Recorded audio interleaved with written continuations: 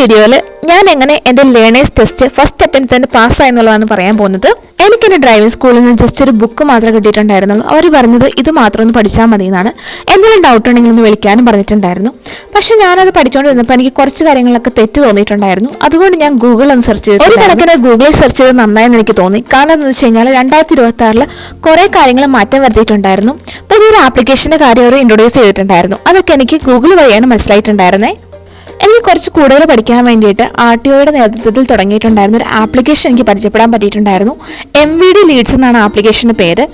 എനിക്കാണെങ്കിൽ ഡ്രൈവിംഗ് സ്കൂളിൽ നിന്ന് കിട്ടിയിട്ടുണ്ടെന്ന ബുക്ക് മാത്രം വെച്ചിട്ട് ഞാൻ പോയിട്ടുണ്ടായിരുന്നെങ്കിൽ ഞാൻ സത്യം പറഞ്ഞു കഴിഞ്ഞാൽ പാസ്സാവുമെന്ന് എനിക്ക് യാതൊരു ഉറപ്പും പറയാൻ പറ്റത്തില്ല. കാരണം ഈ ഒരു ആപ്ലിക്കേഷൻ വഴിയാണ് ഞാൻ കുറച്ച് കൂടുതൽ പഠിച്ചിട്ടുണ്ടായിരുന്നത്. ഇതിൽ കുറേ മോക്ക് ടെസ്റ്റുകൾ നമുക്ക് ചെയ്യാൻ പറ്റും.